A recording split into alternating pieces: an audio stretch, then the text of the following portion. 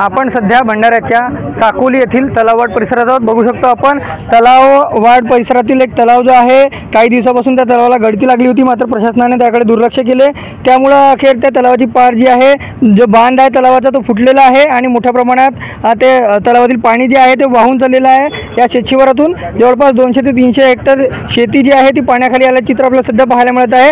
आणि अक्षरशः जे धानाची रोवणी इथं करण्यात आली होती, ते धानाची रोवणी कुठेतरी पाण्याखाली आपल्याला पाहायला मिळत आहे। आणि यामुळे खरं पाहायला गेलं तर या भागातील रस्ते देखील बंद झाले चित्र पाहायला मिळत आहे। हा तलाव जो आहे हा पाटबंधारे विभागाचा होता, मात्र विभागाने याकडे दुर्लक्ष केले असे नागरिक सांगत आहेत। आपल्यासोबत बोलण्याकरिता येथील नागरिक आहेत, आपण त्यांच्याकडून जाणून घेऊया।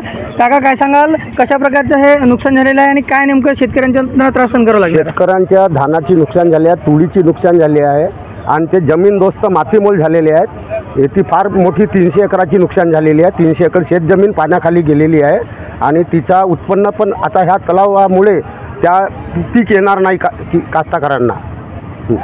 तर नक्कीच जे धानाची रोवणी येथील शेतशिवारात शेतकऱ्यांनी केली होती, ती रोवणी जी आहे या पाण्याच्या प्रवाहामुळं वाहून जाणार आहे। तर काही ठिकाणी त्याचं जे आहे ते जमीनदोस्त झालेले पाहायला मिळणार आहे। त्यामुळं या शेतकऱ्यांच्या नुकसानाला कारणीभूत खरं पाहायला गेलं तर पाटबंधारे विभाग किंवा प्रशासनच आहे असं म्हणता येणार, कारण की वारंवार प्रशासनाच्या लोकांना, स्थानिकांनी येथील समस्या सांगितली होती की तलावाला गळती लागलेली आहे आणि तलावाची बांध जी आहे ती फुटू शकते, मात्र प्रशासनाने याकडे दुर्लक्ष केलं। त्यामुळं ही परिस्थिती आता उद्भवली असून प्रशासनाने नुकसान भरपाई देण्याची गरज आहे।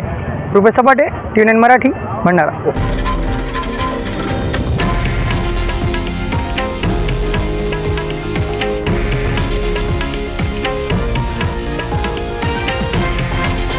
हे आहे देशातील नंबर 1 न्यूज नेटवर्क आणि आपण पाहत आहात TV9 मराठी, एकमेव।